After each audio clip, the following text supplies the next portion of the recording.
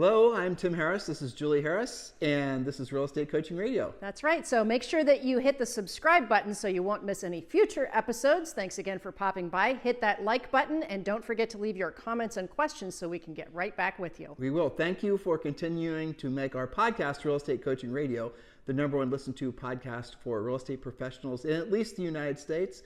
And let us know what you think about this video. Leave your comments below. Thank you.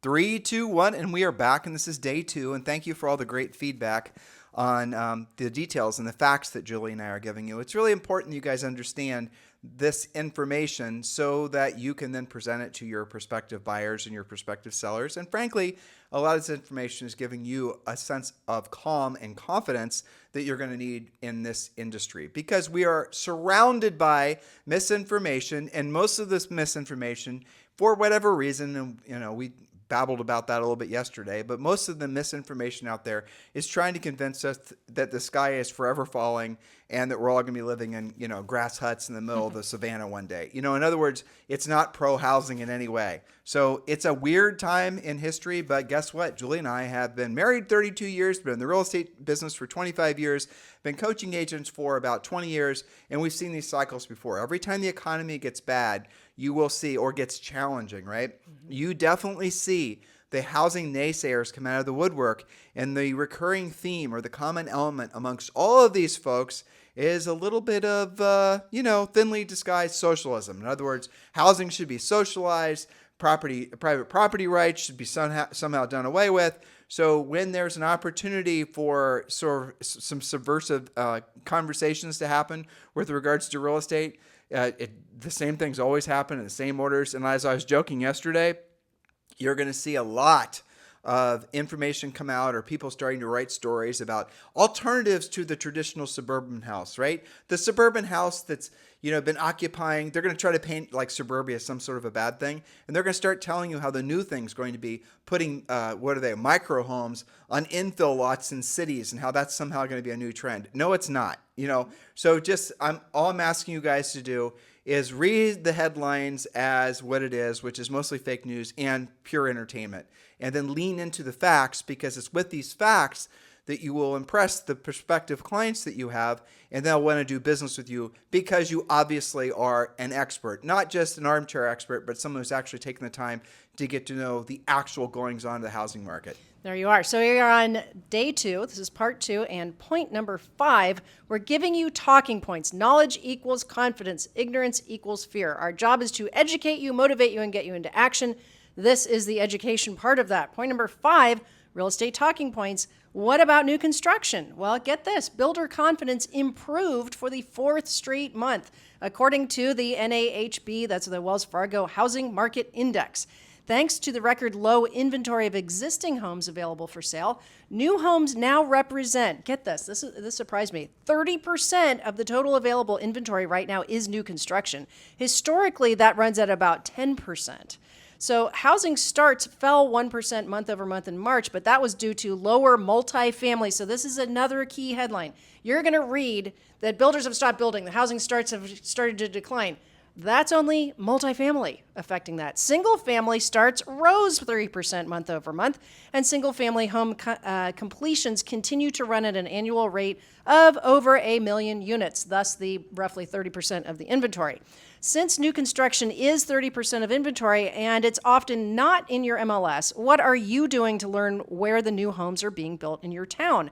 Which builders are subsidizing mortgage financing? That's an interesting topic. What builders have spec homes? Don't claim that there's nothing to show your buyers if you're not in the know on this important category of inventory. So I listened to a very interesting podcast yesterday. The gist of it was a guy that has created, and there's several companies that are doing this now.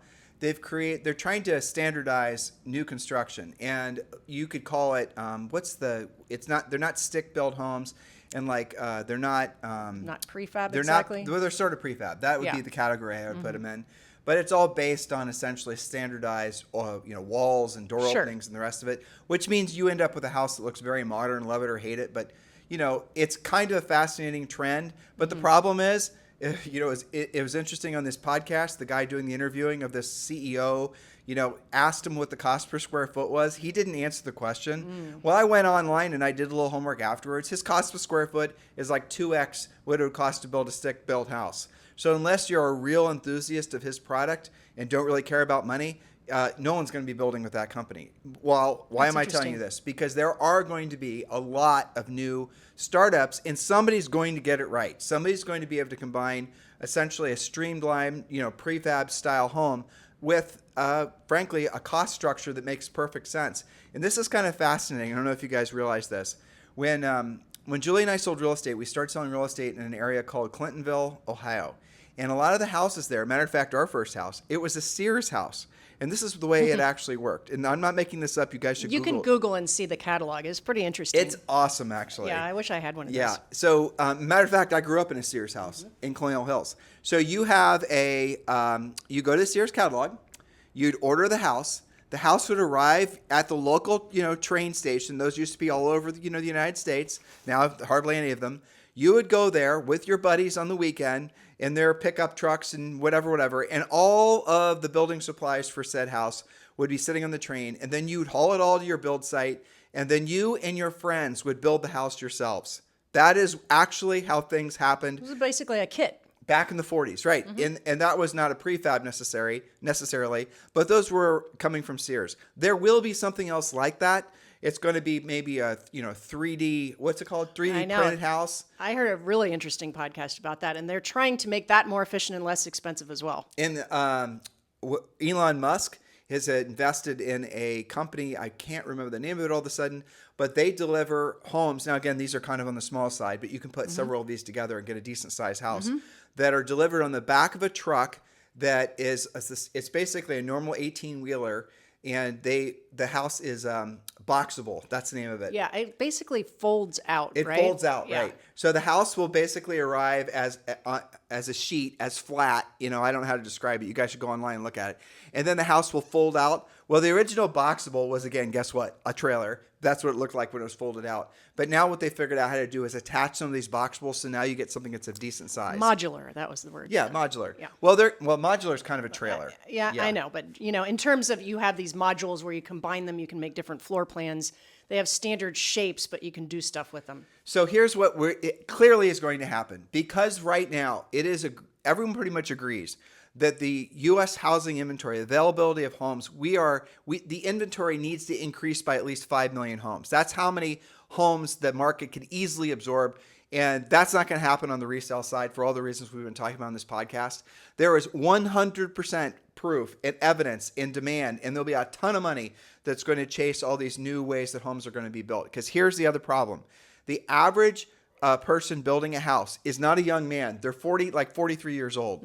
And there's not a lot of people that are becoming framers and plumbers and electricians, which, by the way, those are going to be the jobs that never be replaced by AI. If you want to know, if you're giving advice to somebody in high school and they're asking what they can be doing, tell them to become a plumber or electrician or something that's going to be a trades job. Those people oftentimes make far more money nowadays than the equivalent doctor, lawyer, attorney, the traditional, white collar type jobs. That aside, you're going to see an enormous amount of money and energy being put towards new construction, be it the traditional stick built or be it towards some of the different things that Julie and I just described. That's what's going to happen. That's going to happen in your market sooner than later. Maybe not. You guys get the idea of it. And here's the other thing that's really exciting. We talked the other day about Starlink. We talked about the fact that Starlink now is launching satellites with this new, rocket. They're going to be launching literally millions of these satellites, which is going to connect everyone around the planet Earth with the internet, which means people are going to be able to start being able to live wherever they want to live. So you're like Julie and I have a cabin in the middle of Appalachia in a little town called Murphy, North Carolina. So Murphy, North Carolina has never been a primary home place where people would buy because it's in the middle of nowhere, in the middle of North Carolina, in the middle of a forest. Hopefully I made that clear. So that would be a place that maybe you'd retire to. And that is traditionally what a majority of the people who live there have been, retirees. So what you're seeing, and we heard this from the tradespeople, by the way, is they are seeing a tsunami of people that are buying what these, would have been a vacation cabin as their primary residence, and they're moving from the big cities because they can work remotely.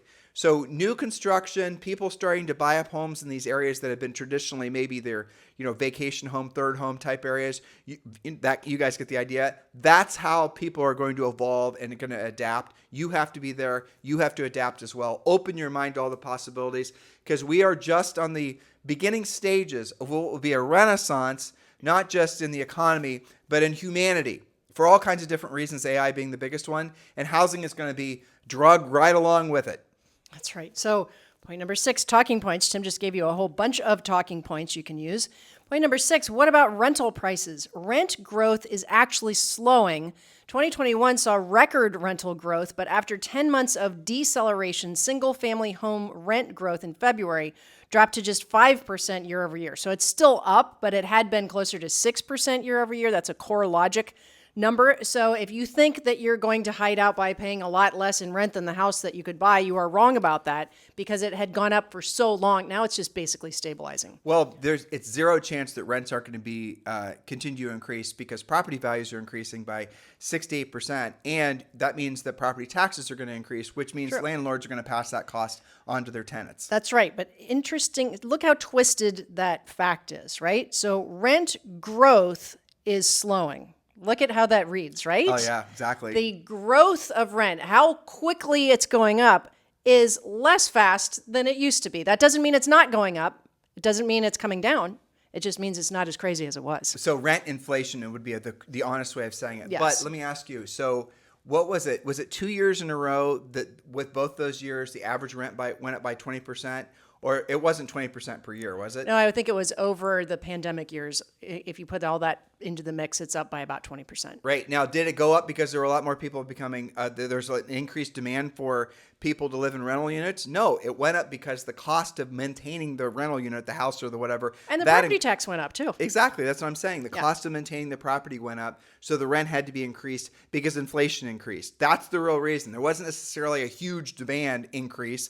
It was a huge cost increase, and that the inflation was being pushed back to the tenant. That's the way it always works in everything. That's right. So point number 7, this is always up there, okay? You know what I'm going to say. Inventory. What in the world is up with the inventory? Have we seen the seasonal bottom in inventory? Normally, we would have more than a month ago. The answer is still no, according to Altos research data. Again, we're using real facts.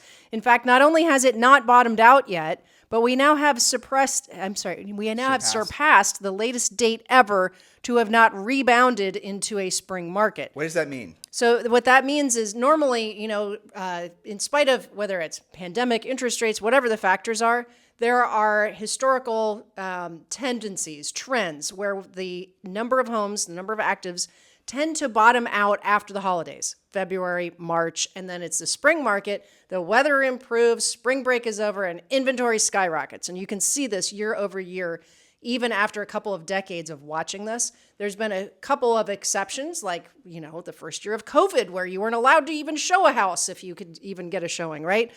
So that aside, it should have bounced back by now. It hasn't, and in fact, last week, it went down again. I think, do I have that stat? Yeah, you did. Yes. So inventory fell last week to 410,851 homes to 405,468 active listings. That's the key word. Remember, we said that countrywide. That's a record low. This is why you must use more than your MLS to find inventory and make your sales goals this year. Now, why did Julie write that down? Because the Altos research is pulling their information about, remember, active listings from the MLSs, right? So when you say these are actives, they have already spun off the pendings. If you add the pendings back in, it's about 900,000, but I look at active like you could buy it today. But it's also not including the off market. It's not including new construction. It's only including things that are in the MLS.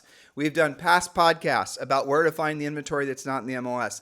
You guys know a lot of the home sales. What would we figure? 30% of all home sales? At least. At least 30% of all home sales are not transacting through the MLS. They might show up in the MLS afterwards as a sale just so the agent or the broker can get credit for it. But at the end of the day, these are transacting, we'll use the term off market because that's effectively what it is, or just as effectively outside of the MLS system. Right. So keep that in mind. And again, if you're just reading headlines and you're reading about how there's this huge lack of inventory in the country, well, that is true if you're only looking in the MLS. And again, we've done past podcasts and we have an excessive amount of coaching and Premier Coaching that's about this very topic. And if you're not yet a Premier Coaching member, what the heck are you waiting for? We've made it very easy for you. The easy button is read the description of this podcast, whether you're listening to us on iTunes, Spotify, or whether you're over on YouTube. Just open it up, scroll down, click the link, join Premier Coaching, or you could just go to premiercoaching.com,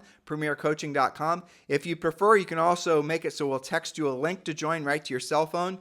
Just text the word Premier to 47372. Text the word Premier to 47372 and we'll text you a link. And as I tell you guys every day, yes, that does include a daily semi-private coaching call with a Harris certified coach. You want to be attached to people that are excited, motivated about the direction this market is going, not be attached to people that are waiting for the storm clouds to clear, not knowing which direction to go. We are very clear. All of our coaches, all of our coaching clients are very clear that this is their market because they're going to make it their market. Don't wait around because otherwise the greatest opportunities are going to pass you by. Markets like this, guys, create the greatest opportunities, not just for real estate agents, but most business owners because of the fact that so many people don't know what to do. You know what to do. Go to premiercoaching.com or just text the word Premier to 47372. Remember, when texting, message and data rates may apply.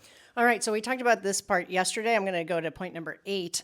Talking point, yes, buyers do still want to buy. How do we know? Here's a fact. Purchase applications rose last week by 8%. There were significant upticks once rates got below about 6 3/4. Demand seems to have stabilized, and that's the proof. You watch mortgage applications, and the thing with mortgage applications is that is forward facing. That's what's going to what it will happen. These are people who are fixing to buy a house, right? Maybe they're going to sell too. Okay, so when you look at, month over month sales, that was in the past, right? That's like reporting on what happened. Mortgage applications are predicting the future. So if you see, for example, in the last half of last year, when rates really did spike, it was pretty radical to go within a few weeks of 3.5% to 7%. I mean, that's shocking, even though 7% isn't the end of the world. It seemed like it for a couple of months there, right? And you could see that the prices, things were selling for less. There was a lot less inventory. But at the same time, that also happened during the holidays, which is a natural slowing of the market. So during that last half, you saw a lot fewer mortgage applications. It basically fell off a cliff. So now we see 8%. It's going up. And I think we've had, I don't know how many weeks. It's been quite a few where it's come back, that it's, demand is coming back. So that's all good. We are actually seeing evidence that there's going to be some easing of interest rates even further for political reasons, frankly, because, we're going to be in a presidential election cycle. And if you guys want to validate what I'm saying, just go back and just see what the Fed has done with interest rates during presidential election cycles in history. Especially if there's recession times. Exactly. And so what they're going to, again, here's Julie and I's crystal ball. You ready? A lot of you guys like us to, prognosticate, so we're about to do it. We don't think there's going to be an increase in interest rates for the rest of the year, maybe ever. We think interest rates are going to stay flat. And the reason is because there is zero chance that the Fed is going to want to be at the helm of the creation of a recession. Everyone is saying the recession is baked in, it's going to happen. Well, not necessarily. If you look at the demand for everything. Now, Julie and I were just trying to get some outdoor furniture. I thought the supply chains and all the rest of it, I thought all that stuff was fixed. Nope. It's been months or something, hasn't it? It's been 90 days, yes. Yeah. That was even before it was shipped. I know. Okay? It's crazy because there's such look, there is inflation because there's a demand for everything. People are wanting to spend money. If people are wanting to, buy new cars, buy houses, buy clothes, buy everything. Is that any indication of a recession to you? Does it feel recessionary to you?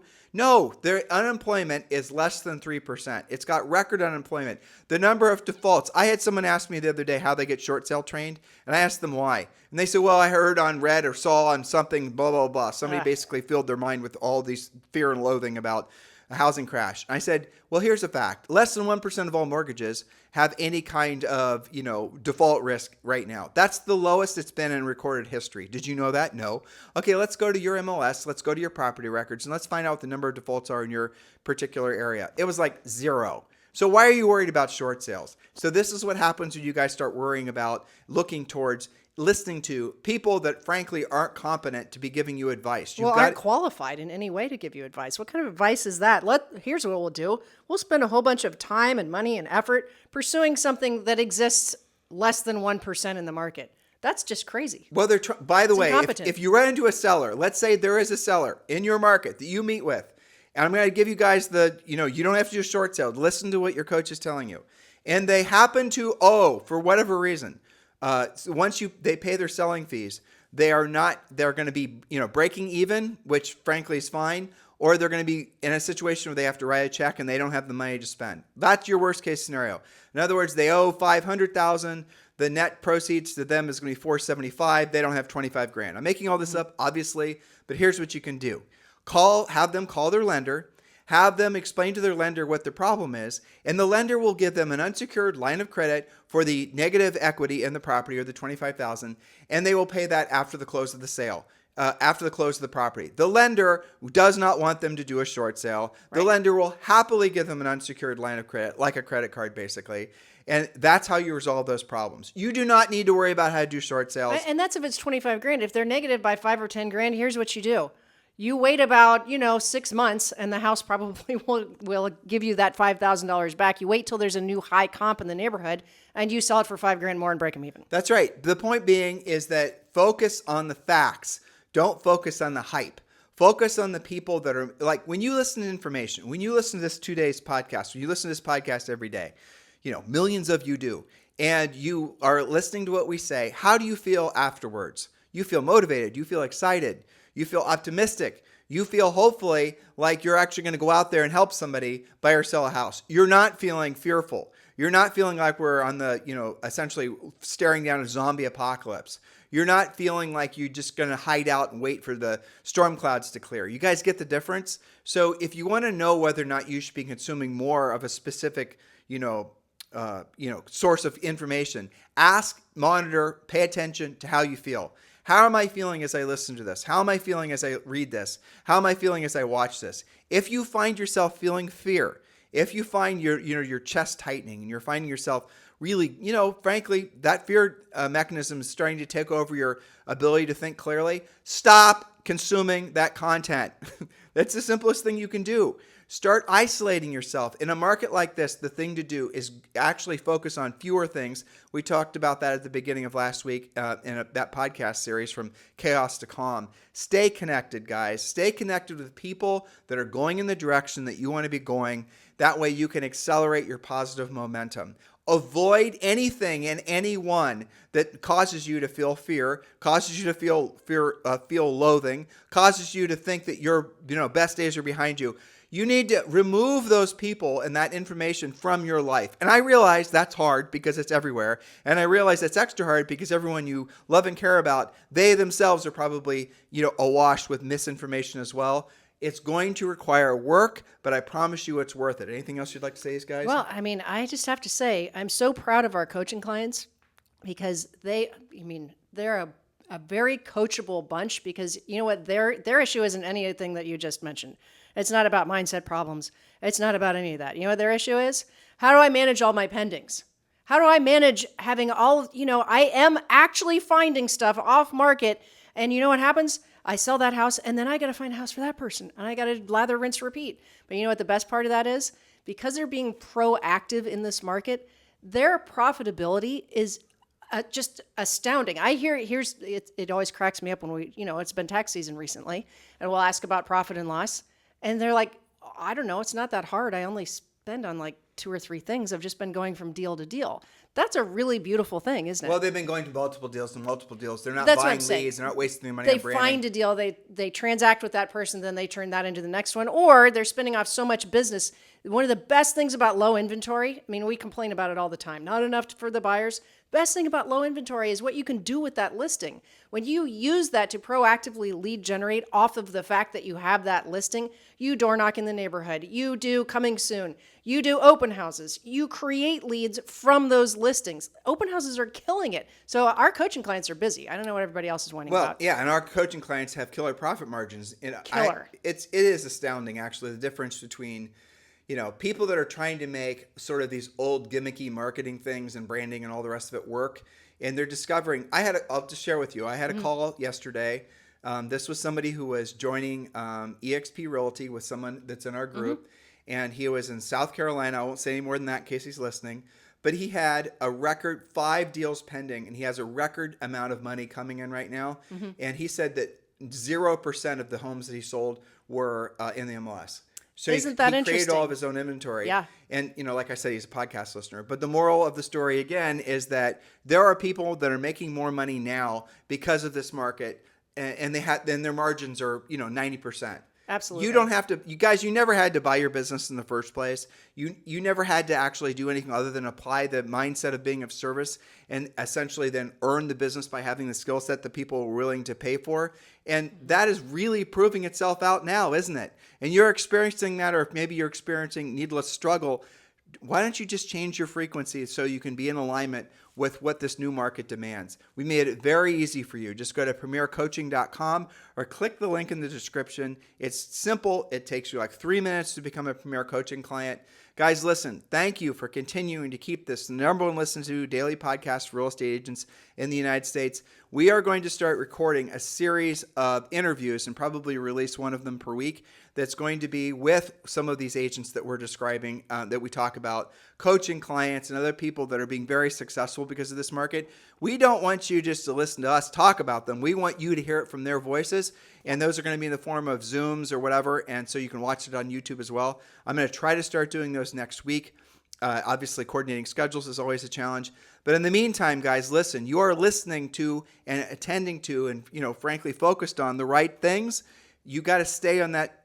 Stay in that mode. Don't look for shiny objects. Don't look for easy buttons. Realize that everything you want in your business and personal life is on the other side of doing what you don't want to do when you don't want to do it at the highest level. And in that case, and that being true, which it is, right now it probably means you're going to have to learn to, skills. You're going to actually have to learn to earn the business, because for the most part, the way that the business was happening in the past market, where there's a lot of fear of missing out, that's not in this market. This market's going to be about people that know how to have conversations.